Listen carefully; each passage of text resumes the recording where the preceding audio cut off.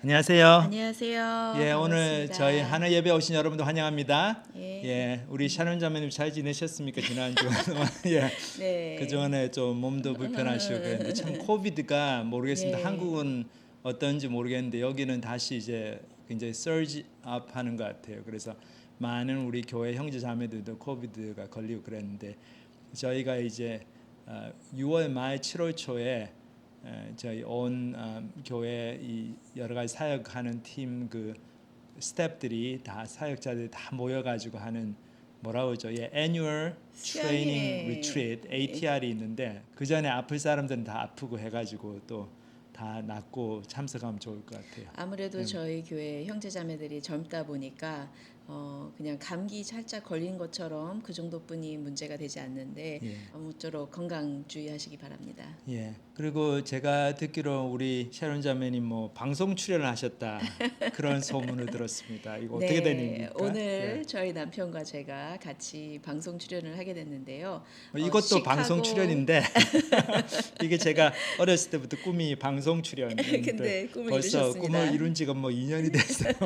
근데 요거보다 예. 조금 더 큰 방송 출연을 하셨다고 예, 들었습니다, 오늘. 우리 예. 시카고 기독교 라디오 방송입니다. 라디오 방송에서 저희가 이번 여름에 Summer Advance C3라고 해가지고 청소년들을 위해서 캠프를 하게 됐습니다. 시카고에서 두 지역에서 하나는 차이나타운, 시카고에 큰 예, 차이나타운이 있거든요. 거기에 주로 아마도 이제 중국계 그 이민 가정의 중고등학생들 대상으로 하나를 하고 또 같은 시간에 시카고의 북부 지역에서 우리 레이크뷰 교회 우리 강민수 목사님께서 참 장소도 빌려주시고 협조를 많이 해주셔가지고 예, 거기는 아마도 한국계 우리 이민자 가정의 학생들이 예. 많이 올 것 같아요. 그렇죠? 예, 그렇죠.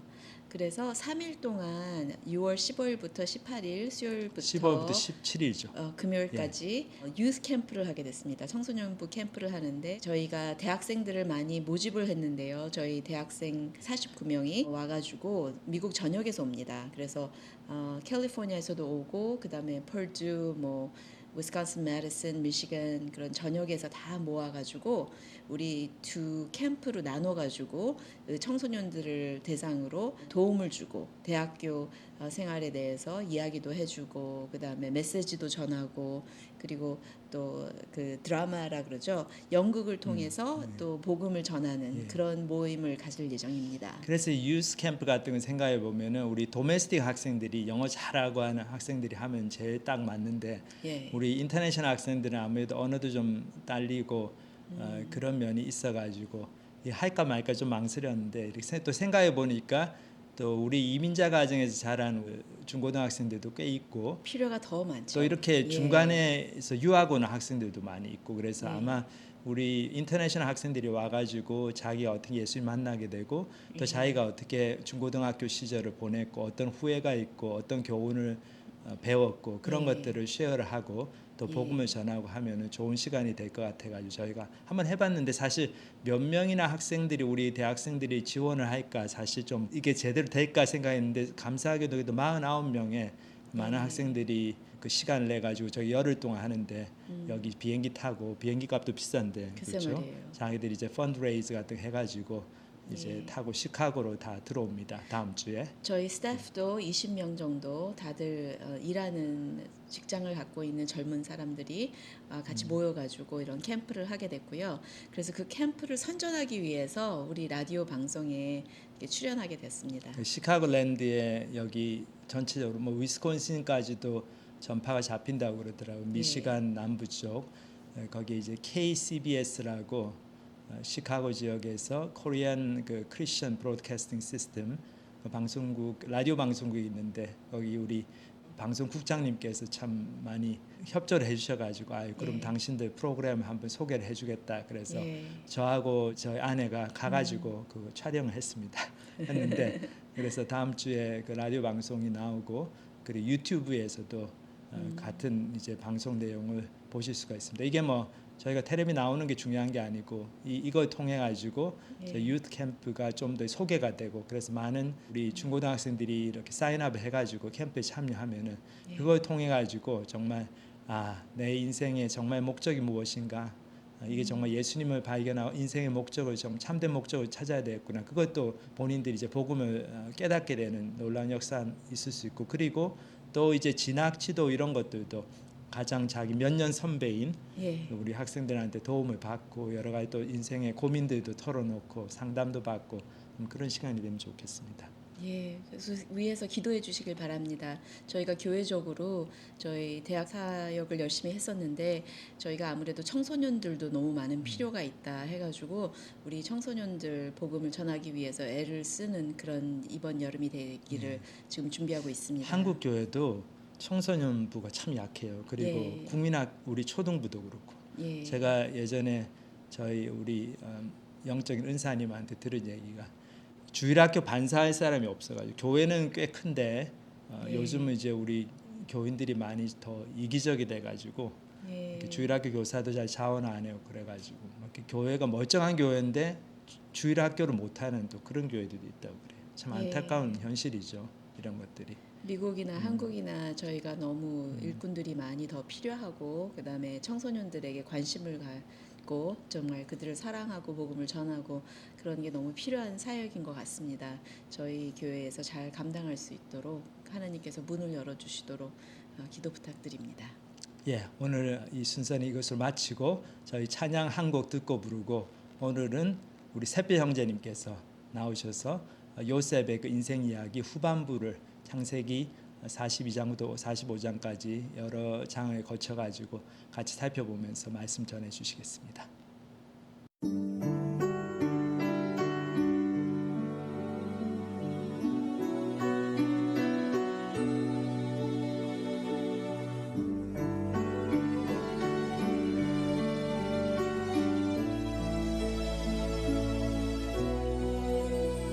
나의 갈 길 다가도록 예수 인도하시니 내 주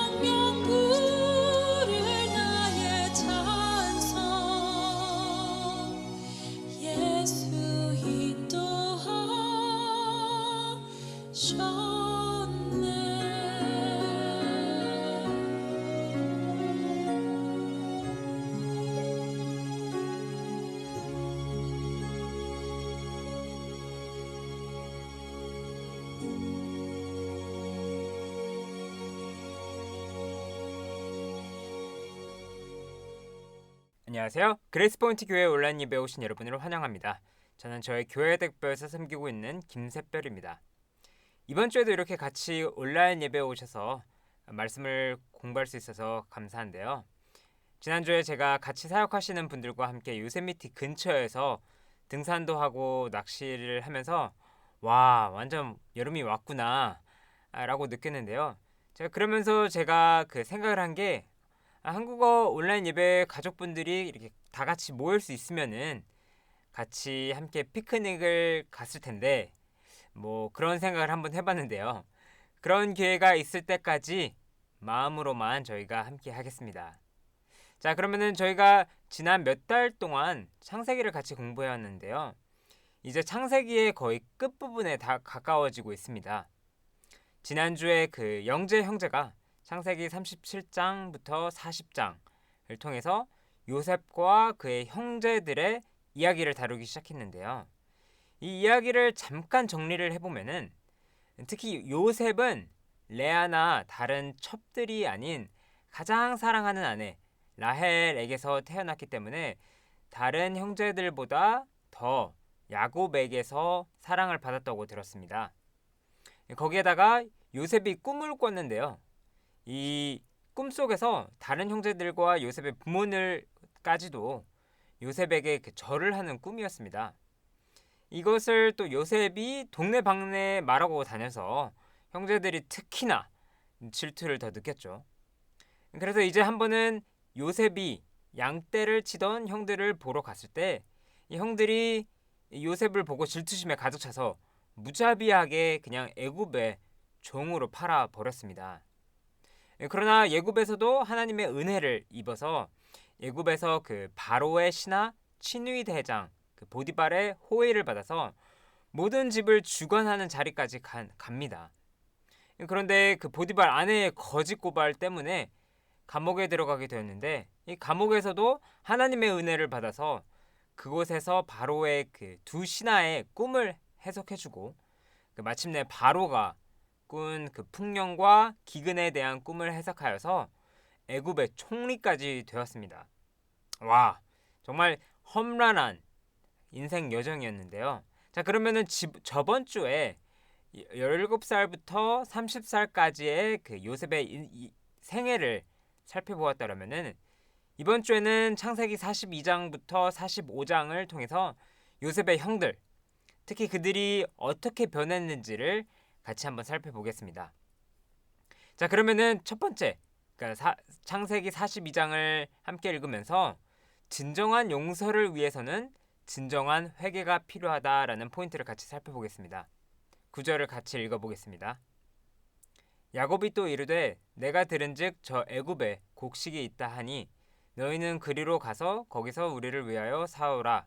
그러면 우리가 살고 죽지 아니하리라 하매 요셉의 형 10사람이 애굽에서 곡식을 사려고 내려갔으나 야곱이 요셉의 아우 베냐민은 그의 형들과 함께 보내지 아니하였으니 이는 그의 생각에 재난이 그에게 미칠까 두려워함이었더라.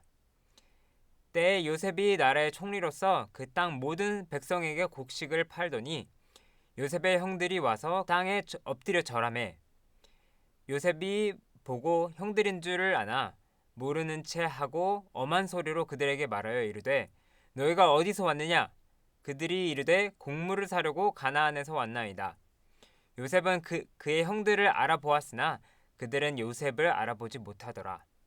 요셉이 그들에게 대하여 꾼 꿈을 생각하고 그들에게 이르되 너희는 정탐꾼이라 이 나라의 틈을 엿보려고 왔느니라. 그들이 이르되 당신의 종 우리는 12형제로서 가나안 땅 한 사람의 아들들이라 막내 아들은 오늘 아버지와 함께 있고 또 하나는 없어졌나이다. 요셉이 그들에게 이르되 내가 너희에게 이르기를 너희는 정탐꾼들이라 한 말이 이것이니라. 너희는 이같이 하여 너희 진실함을 증명할 것이라.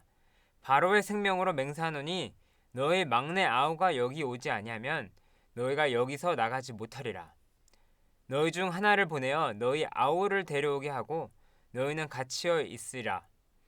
내가 너희의 말을 시험하여 너희 중에 진실이 있는지 보리라. 바로의 생명으로 맹세하노니 그리하지 아니하면 너희는 과연 정탐꾼이라 하고 그들을 다 함께 3일을 가두었더라. 자, 1절을 보면은 요셉이 바로의 꿈을 해석한 대로 7년의 그 풍년과 7년의 흉년이 시작되었는데요. 그리고 그 기근이 야곱의 가족에게까지 미쳐서 야곱이 그의 아들들에게 애굽에, 그러니까 이집트의 다른 이름이죠. 곡식이 있으니 애굽에 가서 곡식을 가져오라고 말을 합니다. 자, 이제 애굽에 도착한 형제들을 요셉이 바로 알아보지만 이 형제들은 자기 앞에 있는 애굽 총리가 자신들이 그 노예로 받았던 그 요셉인지는 상상하지도 못하고 있었지요. 자, 여기서 이제 흥미로운 방향으로 이야기가 흘러가는데요. 요셉은 형제들이 애굽을 정탐하러 온 정탐꾼이라고 가혹하게 비난을 합니다. 아마 이러한 의혹을 그 애굽 총리에게서 들은 형제들은 아마 엄청 당황했을 텐데요. 요셉이 형제들을 가혹한 비난조로 대응한 이유가 무엇이었을까요? 요셉이 형제들을 마지막으로 본 게 20년 전에 형제들이 요셉을 애굽으로 팔았을 때였는데요. 형제들이 자신에게 한 것을 앙심을 품고 자신의 권력을 사용해서 형제들도 똑같이 고통을 그 감옥에서 경험하도록 하려는 것인가요? 아니면 20년 동안 복수심을 갈고 갈았던 형제들이 아주 지독하게 고통을 하게 한 다음에 이제 끝에 형제들이 절하고 있을 때 내가 이집트의 노예로 팔아갔지만 내가 말한 대로 내 꿈이 이루어졌군요. 뭐 이렇게 말할 생각이었을까요? 아니죠.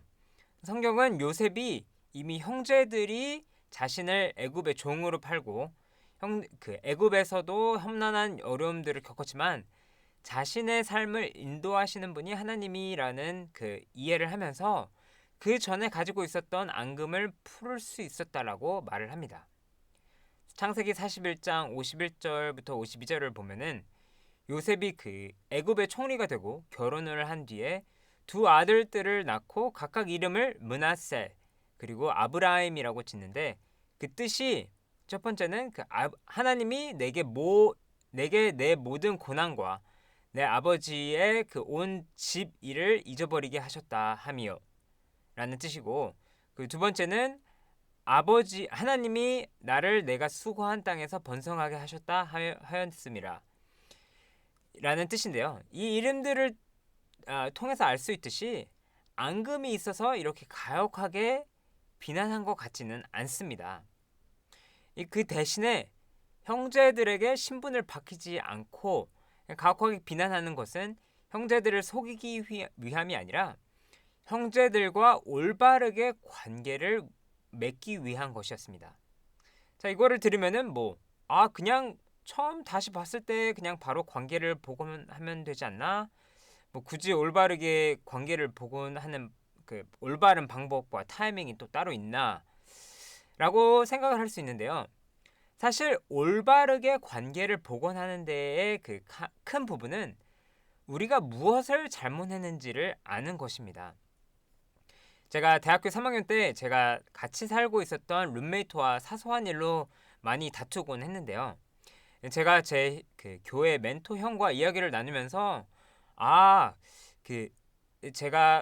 저와 그 룸메이트가 둘 다 잘못을 했지만 제가 잘못한 점을 사과해야겠구나 라는 생각이 들더라고요.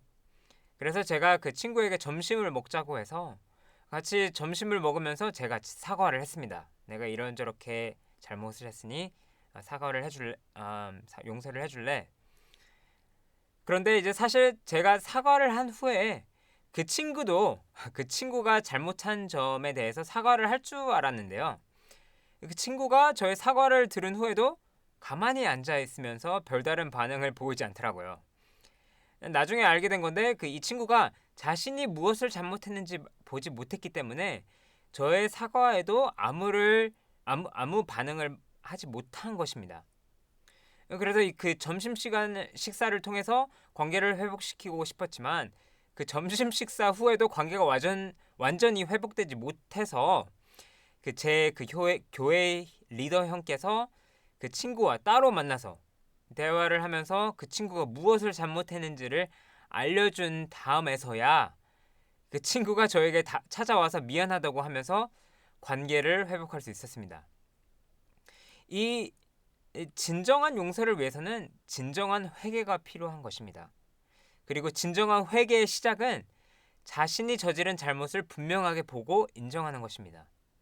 자신의 잘못을 인정하지 않고 자신의 행동으로 인한 결과와 영향이 무엇인지를 직고하지 않고 산다면은 아무리 상대방이 용서를 할 마음이 넘친다 하더라도 잘못한 사람을 완전히 용서할 수 없을 뿐만 아니라 설사 겉으로 용서를 받았다 하더라도 그 용서가 완전한 의미가 없었을 것입니다.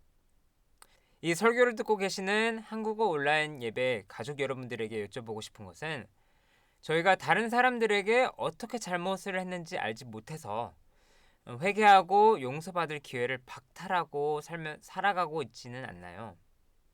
사실 우리가 어떠한 잘못을 했는지를 모른다면은 어디서 시작해야 할지를 모르는 대답하기 어려운 질문인데요.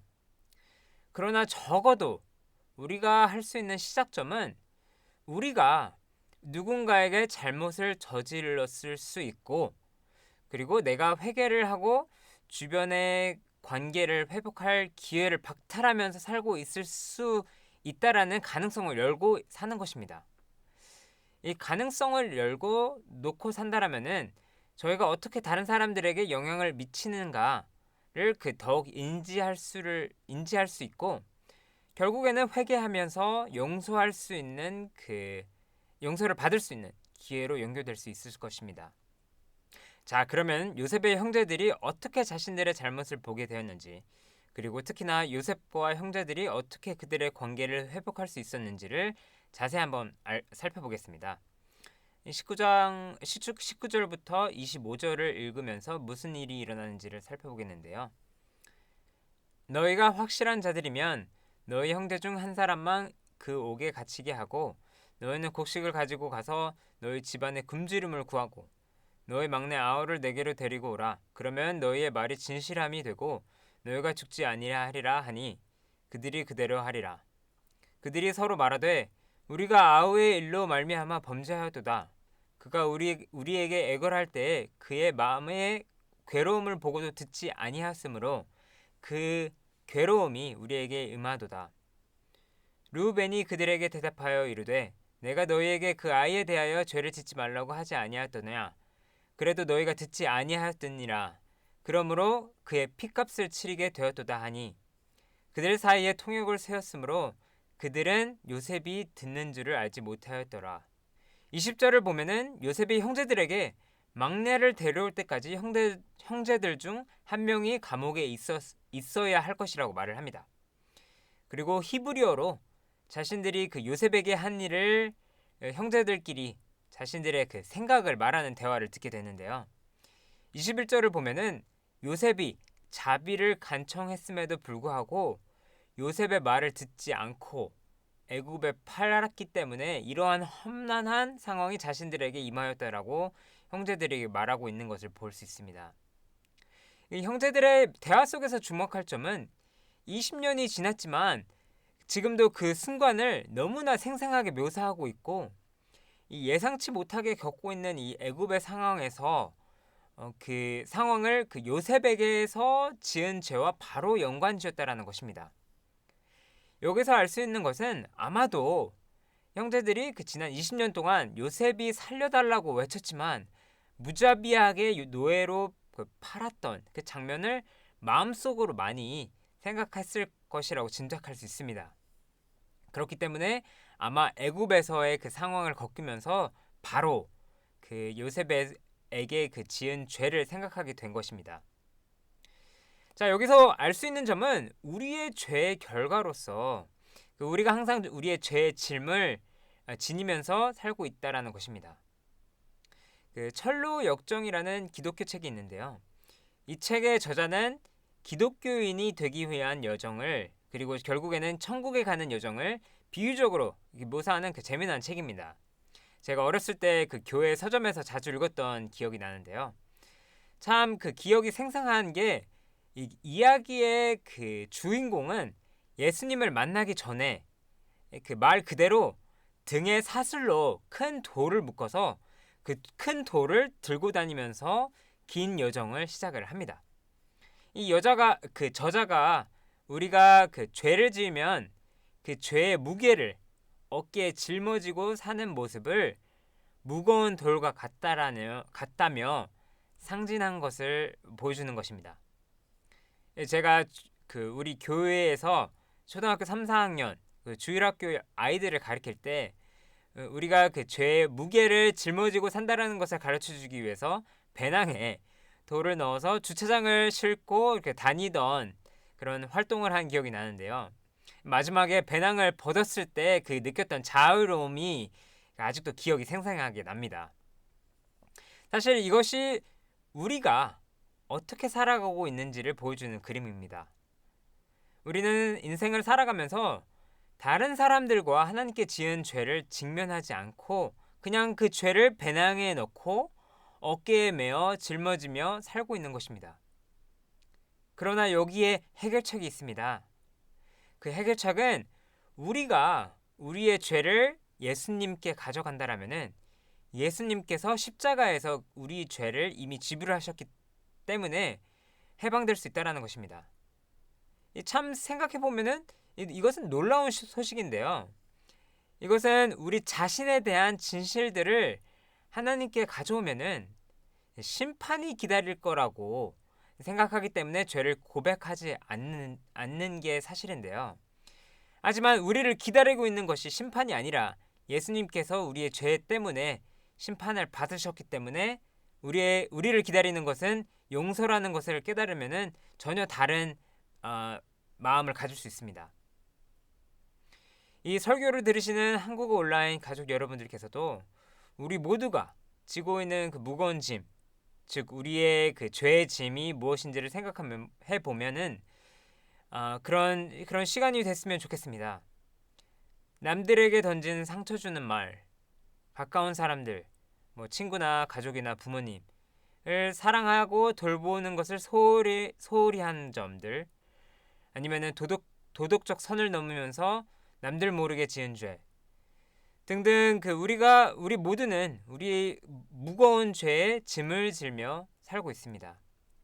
하지만 우리의 무거운 죄의 짐이 무엇인지 깨달을 뿐만 아니라 그 죄의 짐을 예수님께로 가져가서 그 십자가의 놀라운 소식을 통해서 해방될 수 있으시기를 제가 기도하겠습니다.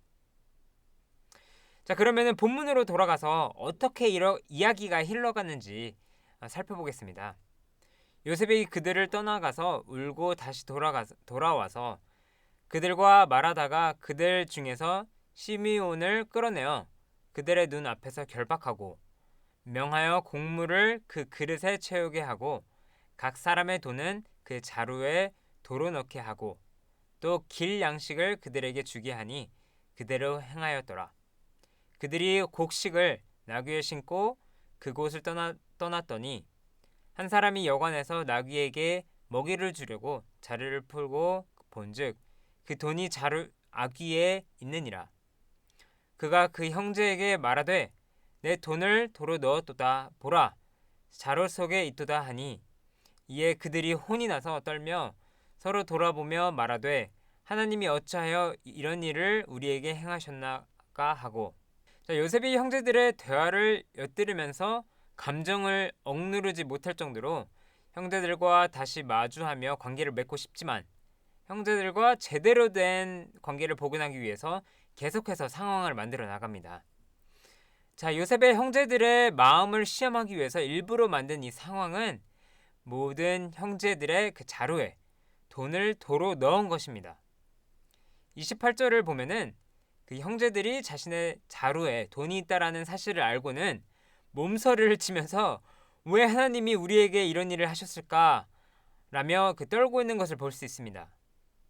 꽁돈으로 받은 것 같이 보이지만 더군다나 스파이로 물렸던 점을 감안하면은 사실 이 돈이 자신들의 자루에 있으면 형제들이 도둑으로 몰릴 수 있기 때문에 이것을 두려워한 것입니다.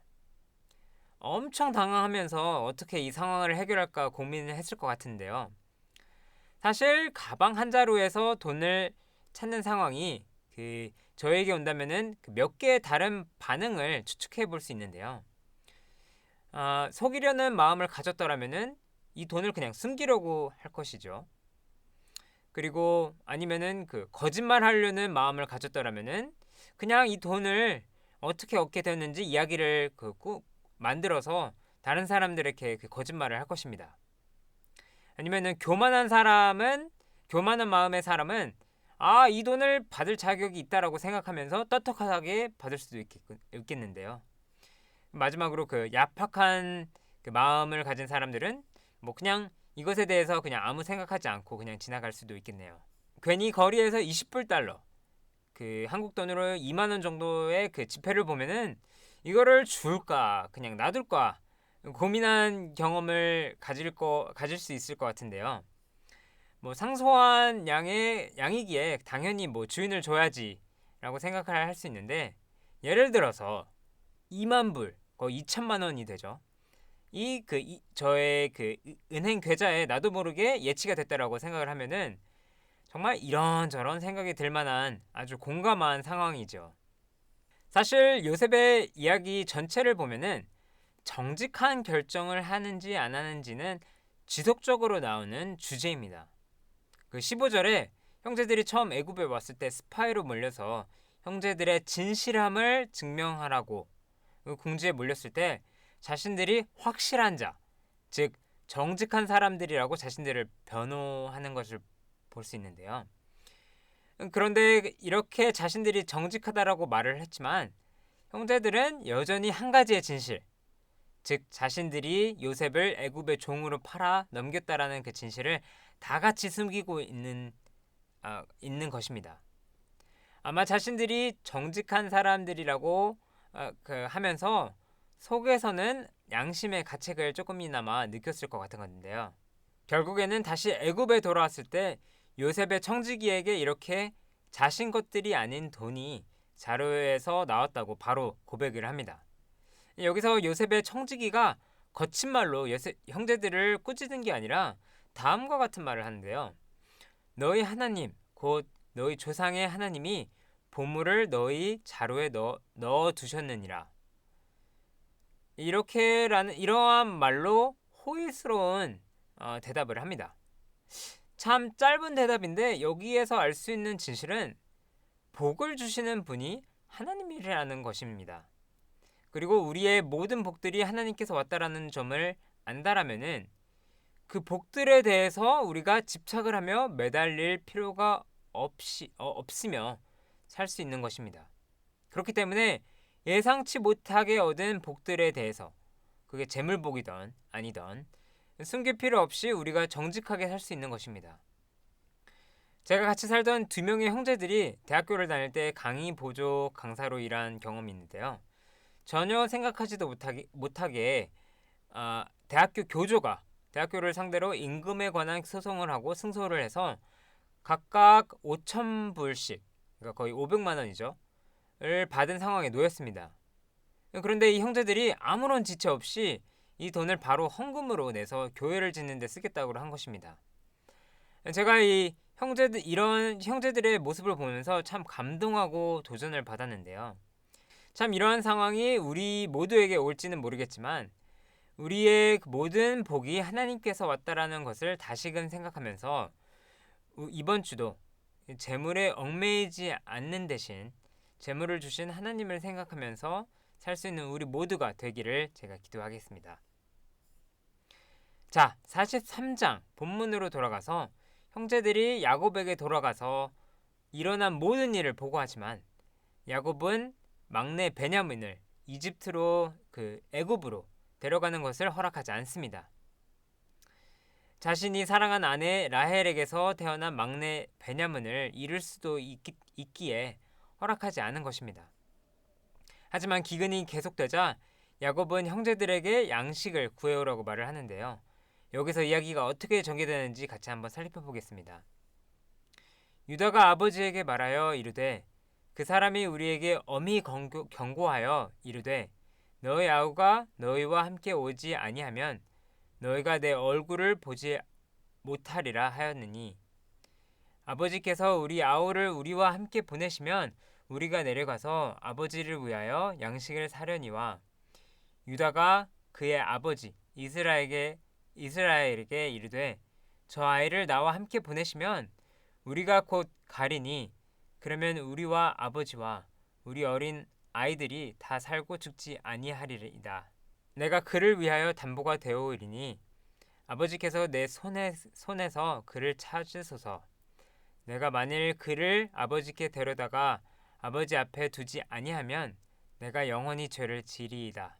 야곱이 형제들에게 음식을 가져오라고 했을 때 유다는 베냐민과 함께 내려가지 않으면은 갈 수 없다라고 하면서 자신이 베냐민의 안전을 책임지겠고 자기 자신을 담보로 삼아서 베냐민을 데려오겠다고 맹세를 합니다. 이것을 들은 야곱이 마침내 형제들에게 베냐민을 애굽으로 데려가도록 허락을 하는데요. 그리고 애굽에 도착하자 요셉의 집으로 인도되어서 요셉이 형제들을 잔치를 베풀며 영접하고 같이 먹고 마시면서 모든 일이 순조롭게 풀리는 것처럼 보입니다. 그러자 이튿날 요셉은 자신의 은잔을 베냐민의 자루에 넣어서 형제들이 집으로 떠나는 길에 요셉의 청지기를 보내어 형제들을 붙잡아서 은잔을 훔친 죄로 고발을 합니다. 형제들은 완전히 당황을 하면서 무죄를 주장하지만은 베냐민의 자루에서 요셉의 은잔이 발견되자 그래서 옷을 찢으면서 망실한 그 마음으로 요셉의 집으로 잡혀옵니다. 완전히 그 반전을 기하는 이야기인데요. 자, 그러면은 그 다음에 무슨 일이 일어나는지를 44장을 같이 읽어보면서 보겠습니다. 유다가 말하되 우리가 내 주께 무슨 말을 하로니까 무슨 설명을 하로니까 우리가 어떻게 우리의 정직함을 나타내니까 하나님의 종들의 죄악을 찾아내셨으니 우리와 이 잔이 발견된 죄가 다 내 주의 노예가 되겠나이다. 요셉이 이르되 내가 결코 그리하지 아니하리라. 잔이 그 손에서 발견된 자만 내 종이 되고 너희는 평안히 너희 아버지께로 도로 돌아갈 것이라. 우리가 이르되 우리가 내려갈 수 없나이다. 우리 막내 아우가 함께 가면 내려가리니와 막내 아우가 우리와 함께 가지 아니하면 그 사람의 얼굴을 볼 수 없음이니이다. 아버지의 생명과 아이의 생명이 서로 하나로 묶여 있거늘 이제 내가 주의 종 우리 아버지에게 돌아갈 때에 아이와 우리가 함께 가지 아니하면 아버지가 아이의 없음을 보고 죽으리니 이같이 되면 종들이 주의 종 우리 아버지가 흰머리로 슬퍼하며 수월로 들어가게 함이니라. 주의 종이 아버지에게 아이를 담보하기를 내가 이를 아버지께로 데리고 돌아오지 아니하면 영원히 아버지께 죄짐을 지리이다 하였사오니 이제 주의 종으로 그 아이를 대신하여 머물러 있어 내 주의 종이 되게 하시고 그 아이는 그의 형제들과 함께 올려 보내소서. 그 아이가 나와 함께 가지 아니하면 내가 어찌 내 아버지에게로 올라갈 수 있으니까 두렵건대 재해가 내 아버지에게 미침을 보리이다. 16절을 보면은 요셉에게 유다는 베냐민만이 아니라 그와 모든 형제가 요셉의 종이 될 것이라고 제안을 하지만 요셉은 은잔을 가진 유일한 사람인 그 베냐민만 요셉의 종이 될 것이라고 말을 합니다. 그러자 유다는 베냐민이 자신의 아버지 그 야곱에게 얼마나 소중한지 그리고 자신들이 베냐민을 다시 데려오지 못한다면은 야곱이 얼마나 죽도록 슬퍼할지를 이야기를 하면서 유다는 자신이 야곱에게 약속한 대로 요셉에게 그 베냐민 대신 자기 자신이 요셉의 종이 되기를 제안을 합니다. 와, 저 생각을 해보면은 유다의 모습은 정말 깜짝 놀랄 정도로 많이 변한 것을 볼 수 있는데요. 20년 전에 요셉을 팔자고 제안한 게 유다였는데 지금은 베냐민 대신에 자신이 종으로 되기를 제안한 것입니다. 여기서 생각해 볼 수 있는 것은 과연 어떻게 20년 전 요셉을 시기하고 중요하면서 노예로 무자비하게 팔았던 유다의 마음이 베냐민을 보호하기 위해서 자신이 노예가 되어 버리도록 희생하는 마음으로 어떻게 바뀌게 되어진 건가요? 우리가 가지고 있는 그 한 가지 힌트는 창세기 44장에 나오는 유다가 요셉에게 한 그 연설에 있습니다. 사실 이게 그 창세기에 나오는 가장 긴 연설인데요. 유다의 연설에서 그 유다는 당시에 일어난 모든 사건들을 요약한 다음에 베냐민을 향한 유다의 아버지, 그러니까 야곱의 마음이 어떠한지, 그리고 베냐민이 집으로 돌아가지 않는다라면은 야곱이 어떻게 느낄지를 설명을 하면서 그 끝에 자신이 베냐민 대신에 노예가 되겠다고 말을 하는 것입니다. 유다는 야곱이 요셉이 죽었다라는 소식을 듣고 얼마나 슬퍼했는지 직접 보았을 것입니다. 그리고 야곱이 사별한 라헬과 요셉 때문에 베냐민을 더 각별하게 사랑하는지도 이해했을 것입니다. 그렇기 때문에 베냐민을 다시 집으로 데려오지 못한다라면은 야곱이 얼마나 많은 슬픔과 고통을 겪게 될지도 충분히 이해한 것입니다. 다시 말해서 유다는 그 요셉을 애굽으로 팔았던 자신의 행위가 아버지에게 얼마나 큰 고통을 안겨주었는지를 보고 체험했습니다. 그리고 아버지의 마음을 충분히 이해했기 때문에 자신을 대신 희생하면서까지라도 베냐민을 보호하려 했던 것입니다. 자, 이것이 진정한 회개의 모습입니다. 자신의 행동이 남에게 얼마나 상처를 주었는지를 머리와 마음으로 이해할 뿐만 아니라 행동으로 그 이전의 삶의 방식에서 유턴하는 그 모습을 보여주는 것이 진정한 회개입니다. 어떻게 보면은 유다는 성경에서 그 나오는 가장 도덕적인 사람은 아니겠지만 자신의 행동의 그 결과를 인지할 줄 알고 자신의 죄 앞에서 도망가지 않으면서 직면하고 회개하는 사람입니다. 그리고 성경은 이러한 유다의 후손으로 예수님이 태어나셨다라고 합니다. 다시 말해서 하나님께서는 자신의 죄를 회개할 수 있는 사람을 하나님의 구원의 사역에 사용을 하시는 것입니다. 자, 이 예배에 참석하신 모두가 그 생각을 해봐야 할 질문은 저희가 진정한 회개를 경험했는지 아닌가입니다. 우리의 죄가 다른 사람에게 미치는 영향을 인지하고 우리의 잘못을 인정하면서 행동으로 유통하는 그 참된 회개. 참 말로만 들으면은 쉽지만 막상 그 개인적으로 생각을 하면은 힘들 수도 있는데요. 여기에는 그 좋은 소식이 또 있습니다. 바로 이 회개의 반대편에는 예수님이 계신다라는 것입니다. 요셉처럼 예수님께서는 사람들에게 배반당하여 은전 30전에 팔리셨지만 유다처럼 모든 인류가 하나님과의 관계를 회복할 수 있도록 자발적으로 자신을 희생하시고 십자가에 못 박혀 죽으셨습니다. 예수님께서 회개를 받으시는 분이시기에 우리 모두가 참된 회개를 통해서 하나님과의 회복한 관계를 경험할 수 있기를 제가 기도를 하겠습니다. 자, 그러면은 45장을 보면서 이 이야기가 어떻게 끝이 나는지를 같이 살펴보겠습니다. 요셉이 시종하는 자들 앞에서 그 정을 억제하지 못하여 소리질러 모든 사람들을 자기에게서 물러가라 하고 그 형제들에게 자기를 알리니 그때 그와 함께한 다른 사람들이 없었더라. 요셉이 큰 소리로 우니 애굽 사람에게 들리며 바로의 궁중에 들리더라.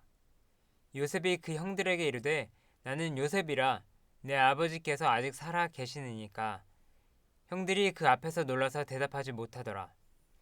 요셉이 형들에게 이르되 내게로 가까이 오소서. 그들이 가까이 가니 이르되 나는 당신들의 아우 요셉이니 당신들이 애굽의 판자라. 당신들이 나를 이곳에 팔았다고 해서 근심하지 마소서. 한탄하지 마소서. 하나님이 생명을 구하시려고 나를 당신들보다 먼저 보내셨나이다. 이 땅에 2년 동안 흉년이 들었으나 아직 5년은 발가치를 못하고 추수도 못할지라.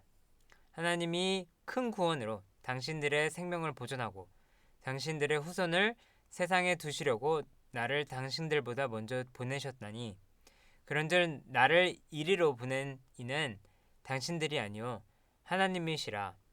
하나님이 바로 나를 바로에게 아버지로 삼으시고 그 온 집의 주로 삼으시며 애굽 온 땅의 통치자로 삼으셨나이다.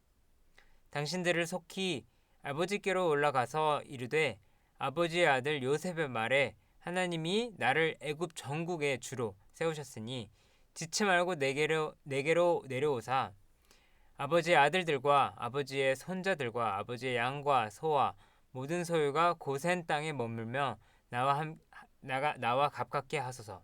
자, 1절을 보면은 요셉이 자신의 감정을 감출 수 없어서 자신의 형제들을 빼고 모든 종들을 나가게 하고 큰 소리로 울었다라고 합니다. 그리고 형제들을 향한 자신의 솔직한 생각을 이야기하면서 기근을 뚫고 생명을 살리기 위해서 하나님께서 요셉을 애굽으로 보내셨다라고 3번이나 강조를 하는데요. 사실 겉으로만 보면은 요셉을 애굽으로 무지하게 팔았던 것은 분명 형제들이었지만 요셉은 그의 인생을 통해서 하나님의 뜻이 무엇이었는지를 볼 수 있게 된 것입니다. 이 요셉의 말이 요셉의 이야기 끝부분을 장식하는 부분인데요. 사실 창세기의 거의 결론 부분이기도 합니다. 이 요셉의 말을 통해서 요셉의 이야기의 결론 그리고 큰 주제가 무엇인지를 알 수 있는데요. 그것은 인류가 악으로 가득 차 있지만 하나님께서는 인류의 선과 악을 모두 하나님의 구원 목적을 이루시기 위해서 사용하신다라는 것입니다. 하나님께서 인류의 선과 악을 사용하신다라는 점은 인간이 저지른 그 악한 행위의 도덕적인 책임을 부인하는 것은 아닙니다. 성경 저자는 하나님께서 인류의 악을 사용하시지만 인류의 악의 결과가 현실이라는 것을 분명히 말을 해줍니다. 형제들의 그 행위로 인한 깊은 상처, 야곱의 꺼지지 않는 그 슬픔, 요셉의 노예 생활과 부당한 투옥, 형제들이 느낀 죄책감 등을 강조하면서 보여주고 있는 것입니다. 하나님의 구원 계획과 목적이 무엇인지를 생각해 보면은 우리가 하나님께서 아브라함에게 그의 후손으로 말미암아 천하 만민이 복을 받을 것이라고 말씀하신 창세기 22장의 말씀을 기억할 수 있는데요. 이 말씀이 요셉과 그의 기근 구제 프로그램을 통해서 하나님의 약속이 부분적이나마 성취되었다고 볼 수 있습니다. 그러나 궁극적으로 하나님의 구원 계획은 예수님을 통해서 성취가 되었습니다. 그리고 예수님은 창세기 전체와 성경 전체에 걸친 인간의 죄와 악에도 불구하고 모든 인류를 위한 구원을 이루실 수 있었습니다.